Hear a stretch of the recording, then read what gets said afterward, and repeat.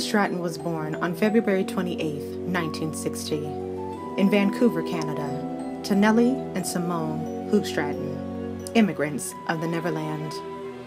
She was the oldest of three, with her two siblings, John and Louise. Her father left her mother when her and her siblings were young. Dorothy was a very beautiful young woman and caught the eye of many men. But she was also a hardworking person as well.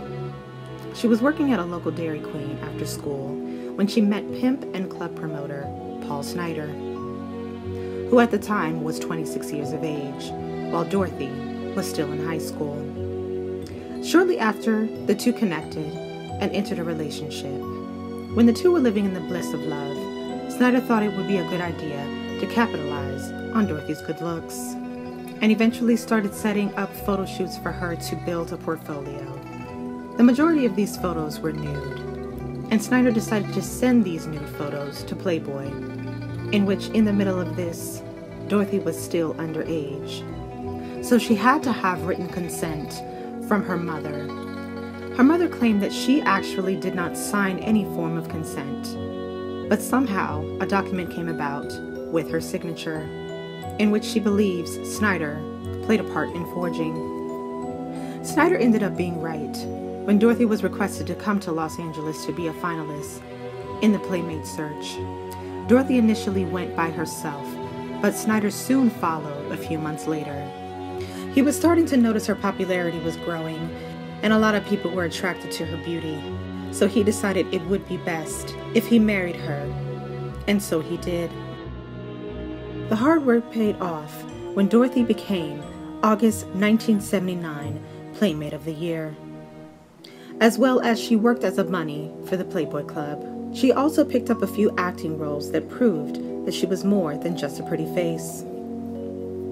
As Dorothy's career was on the rise, the controlling ways of Snyder started becoming noticeable, not just to Dorothy, but people within her circle of friends, and also Hugh Hefner, the owner and creator of Playboy, who encouraged Dorothy himself to cut ties with her husband in fear of him holding her back from reaching her full potential. As Dorothy's popularity grew and the opportunities came about, Dorothy began intertwining with more worldly and intelligent people and reached a point of outgrowing Snyder.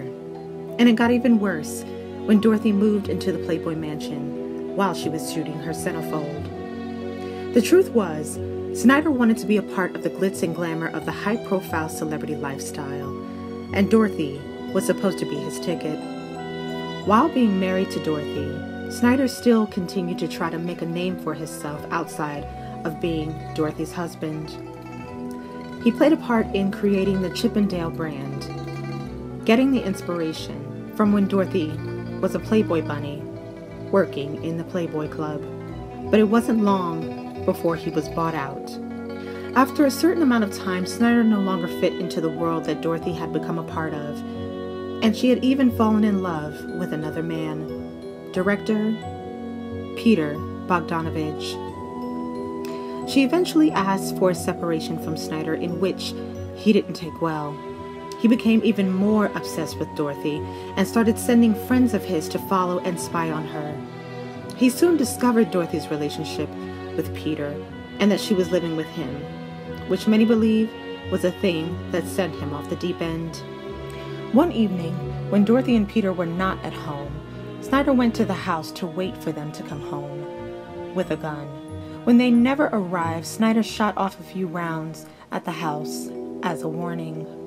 Dorothy had finally reached her breaking point and decided that she was going to face Snyder and let him know that she was now living with Peter, hoping to finally end the crazy circus that was interfering with her new happiness.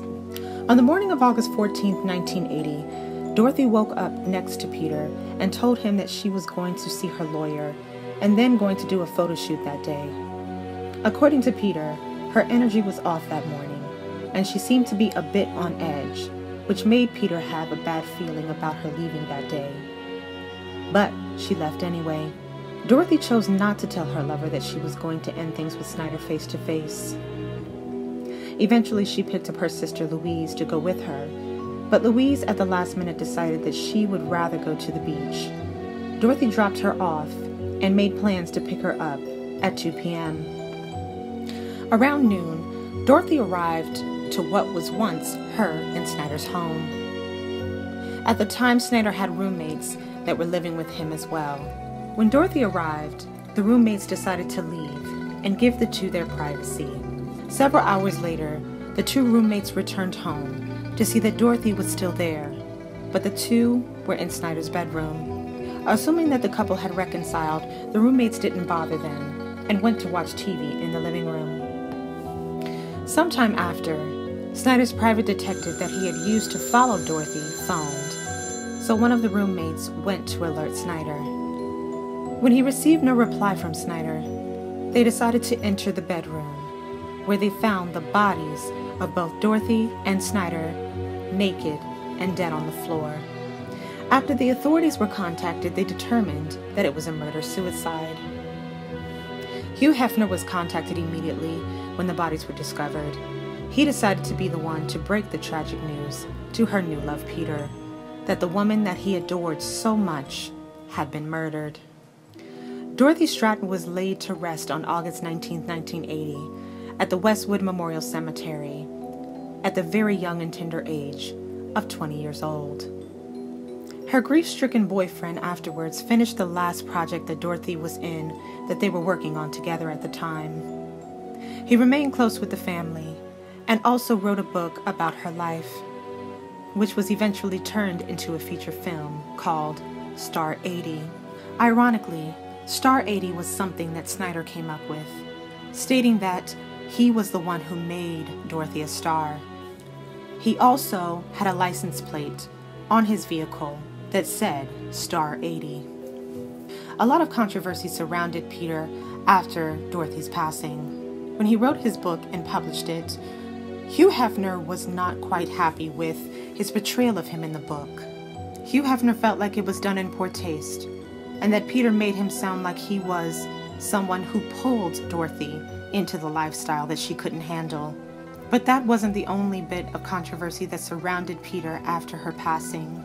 After Hugh Hefner stated his issues with the book, he decided to come forward with information pertaining to Peter and Dorothy's sister, Louise. He stated that Peter and Louise were actually dating while Louise was at the age of 16. The two firmly denied that, but ironically, several years later, the two would begin a controversial relationship. Peter stated that during the time of them grieving over Dorothy's passing, they grew close and they were there for one another. He eventually married Louise at the age of 20. Although the couple eventually divorced, they still speak well of one another.